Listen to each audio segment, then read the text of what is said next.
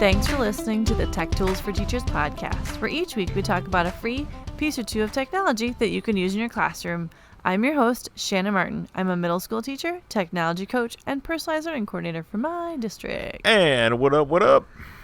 Hello. I'm Fuzz. I produce this thing.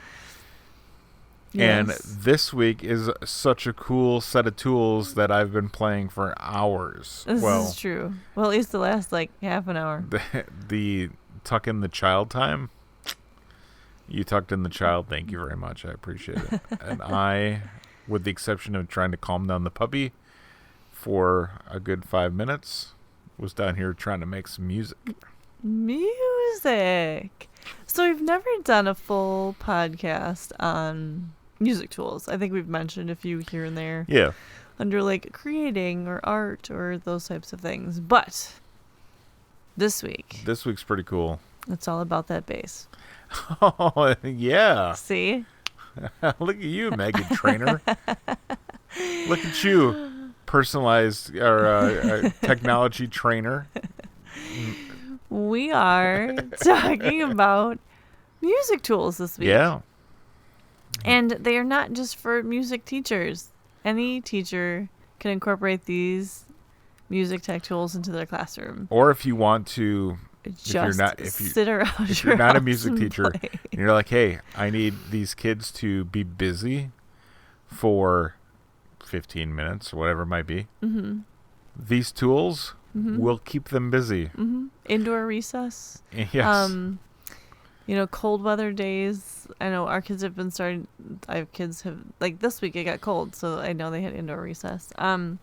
Hey, make a also, soundtrack for the background of your presentation. Yeah, or soundtrack. There's so many different ways they could use this. They could introduce start things. Your they SoundCloud can make, career. little movie intro. There's so many things. Okay, but I will suggest, just as a heads up, you'll want them to have headphones or earbuds. Yes.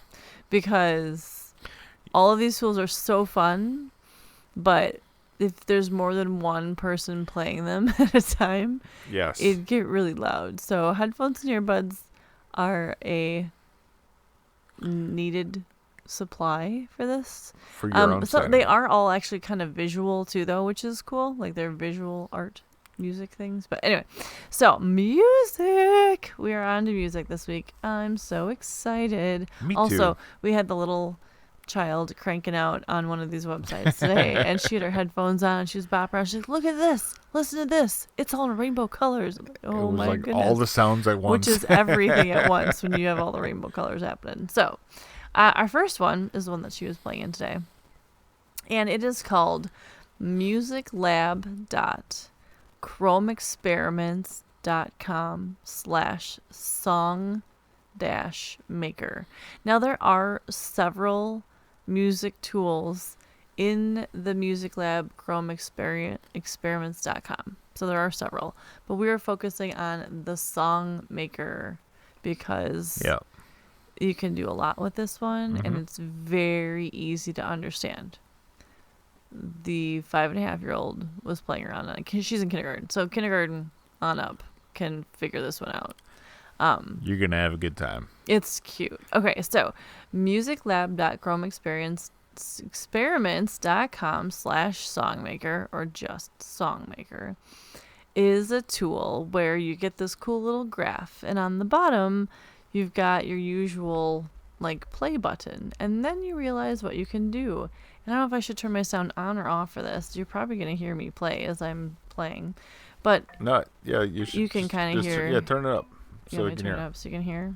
Yeah. So what each little bar in the bar graph does is color code your scale of notes. And you can go back down your scale if you want to. But you can create your own music, and it's all color coded by row. So it's really easy to know when you're playing the same note or not. So students you're introducing to music, or they're just playing for fun, or whatever they're going to do, it's very visual, which is cool. Then on the bottom, from like left to right. You can choose the instrument that you're playing. So there's like piano, there's strings, there's woodwinds, there's synth, there's marimba, Yep. marimba. Then you can choose your bass on the bottom. So they have electronic, blocks, kit, conga. And then you can choose your tempo.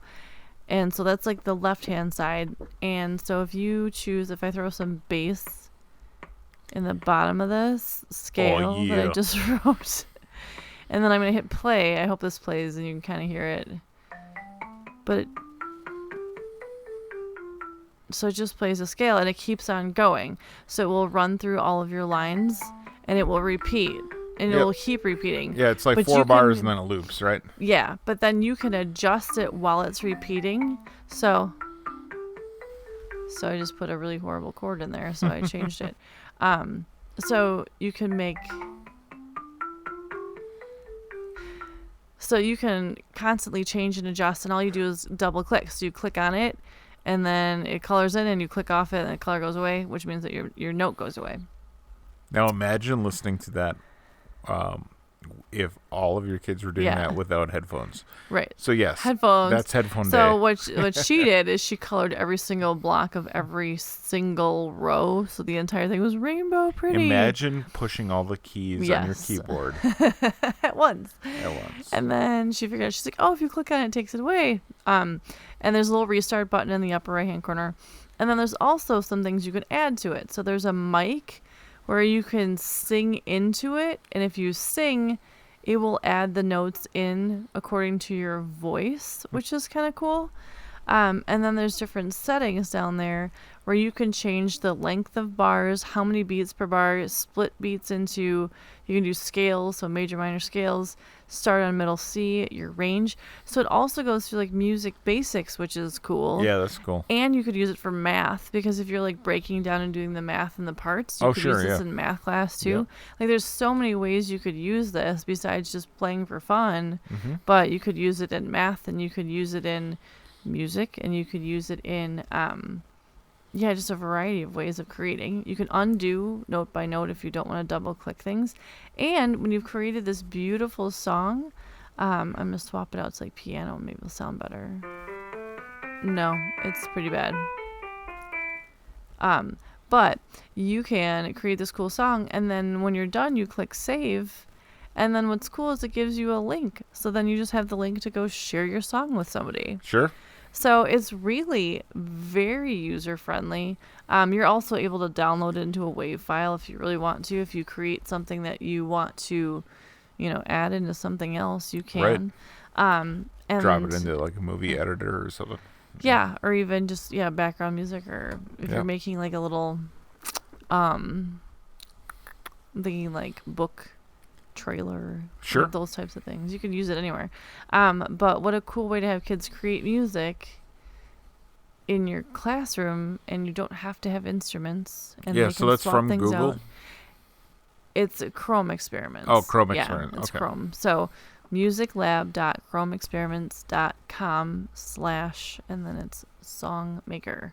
But what a cool way for kids to make music. Again, kindergarten on up can use this in a variety of different ways, and it's super fun and user-friendly. Yeah. So Songmaker, go play around with it. If nothing else, just go sit on there, because it's really kind of just fun little putsy, twirly, make cool music. And I was prouder of my song earlier today, so I'll have to rework that one in somehow. Chitty! So, that is that. The second site we are talking about today, this is just a quick little throw this one at your students for about, this is like a 3-minute, maybe all you can 5 handle. minute. This may be it's a super cool program, but you definitely need headphones for this one. Yes. It's called Space Music. You can do this at the start of science unit, maybe, or just play around with it during, again, study hall or for fun. And it's another Chrome experiment. So like there's all kinds of Chrome experiments out there, and some of them are just like cute little things, and some of them are more fully developed, like the Songmaker we just talked about. This one, it's the website is the creator's name, so it's tareksheriff.net, tareksheriff.net/art/space music HTML. If you type in like Chrome experiment space music, it'll come up easier for you.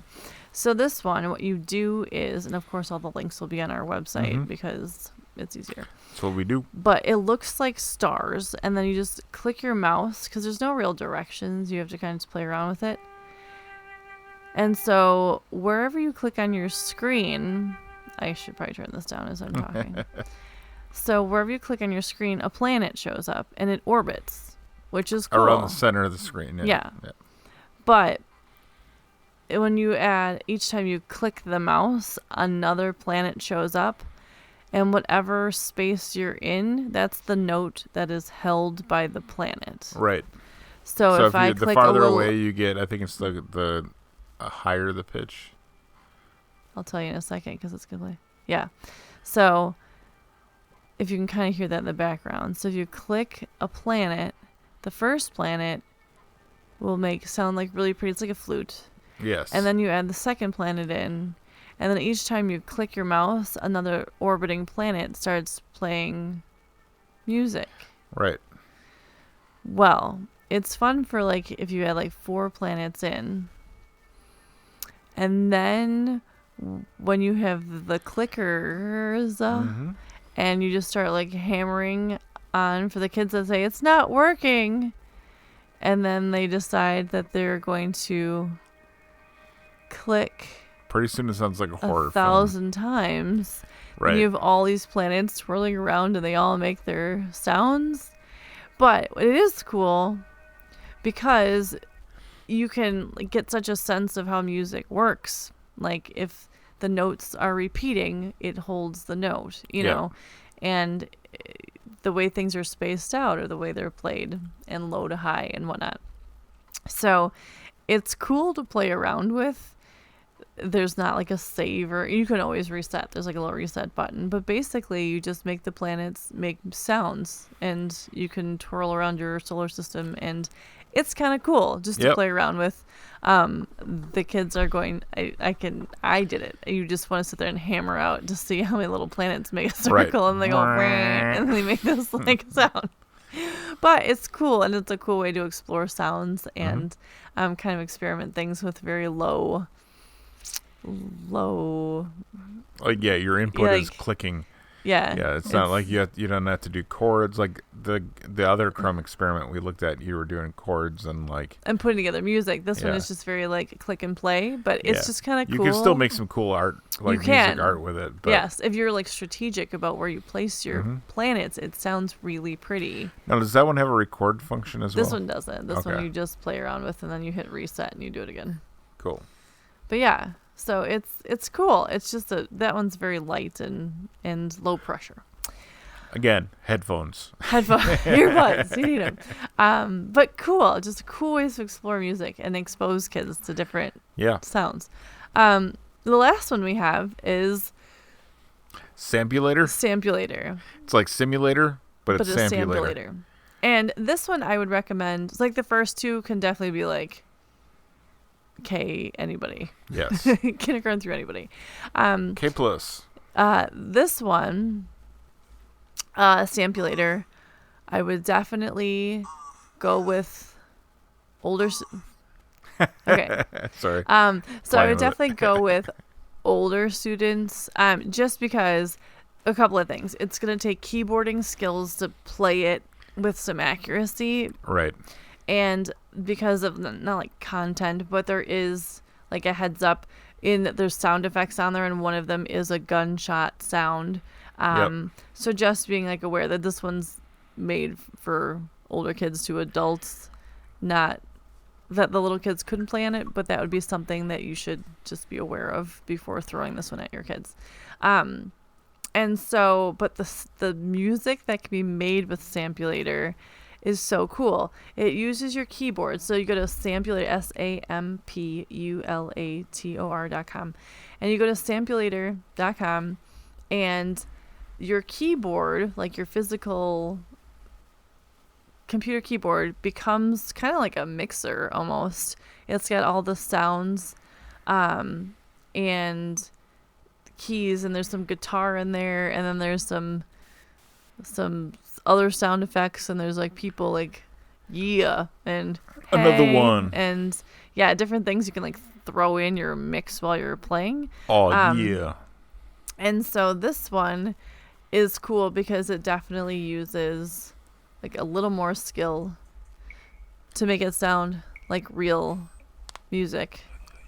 Yeah, and what you're doing is you're creating loops, and you can, down at the bottom right, you can choose if you want to do 4 bars of 4 times. So, or you can choose up to 16 bars, and then it loops, and you can actually lock in the, like one row, and then edit the next row, and you can put together a loop. And then if you're enterprising, you can rap over the top of it and put it in your SoundCloud. What's up? And it's cool. Like there's some very cool like pre-done ones to hear what other people have created. Yep. And to me, it's like so simple. Like you name your project, you create this like mix like loop. this mix, and then you can use it for whatever you want to. And it's so simple, but it can be so complicated sounding with just using your computer keyboard. Yeah, I mean, this one you're able to like really time out. Like the first one we spoke about, it's really kind of set in its structure a bit, and so you have to work within the the parameters of the bars and stuff. Exactly. You can speed up the beats per minute, and you can with Sampulator too. But in that first one, you can speed up the beats per minute, but you're still really, like, this one allows you to kind of freeform a bit and get into it. Plus, you get to play with your keyboard. So it feels like you're playing a little bit more. Yeah. But you have to be familiar with your keyboard. That's kind of why I said, like, kids that it's are like older. A step below using a loop maker on an actual, like, DJ system that you would use at a, at a club. Or it's also it's very color coded, and like everything in purple is going to be like one set of things, and everything that's blue, teal color, and then green. So it's also laid out to simplify it for you. But this one you can be pretty creative with, and again, just some of it kind of like leans towards older students, but it's very cool and just need to play around with and try out different beats and stuff. Yeah, this one has the most different sounds, and is probably, out of the 3 that we spoke about today, this is the one that I think is most fun. Yeah. Like the most fun to play with. The first one, the Chrome extension experiment, or Chrome Songmaker. Songmaker. That one probably will help teach kids like rhythm and timing a little bit better than any of the others. This and one, each note is color coded in Songmaker. Yep, exactly. Versus in Sampulator, the sound's already put together for you, and then you're just making your song sample. Versus the first one, like you're learning the notes. Here they're already put together for you. Yeah, the first one too is like clusters. separates out the music versus the rhythm. This one, it's like it's got a bunch of novelty stuff. Yeah. But it's still cool. Plus, it has a metronome that plays when you start recording. Yeah. So you do get that kind of TikTok of what you should be doing. Go through. Yeah. But and the middle one that we talked about is more like that, just freeform experimenting. It's kind of almost mindless in that there's some. That one's like relaxing. You just kind of play around with it. There's no like outcome except for the more you click, the louder it's going to be. Right. Yeah. Yes. But there's so many different ways you could use any one of these. Right.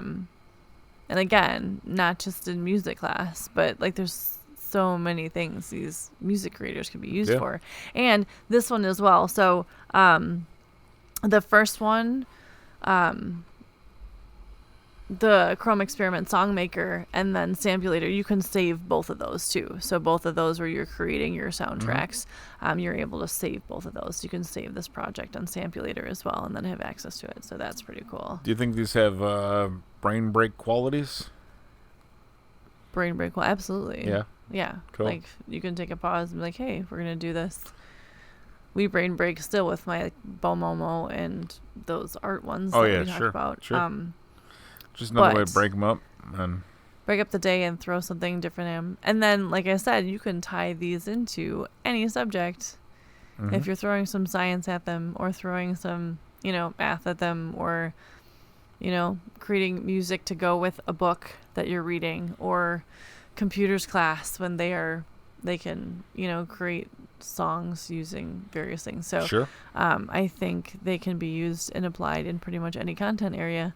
And again, all of them, they don't require a bunch of setup from a teacher, just kind of knowing how they work maybe to support students or know what your students are able to handle when it comes to playing around with stuff like this. But I think they're all very fun and very cool to use. And I'm glad that we did some music because I don't know why we haven't really spent a whole episode on music before. So There we go. there we go. And it is episode... What are we on now? We're on 79. 79. Wow.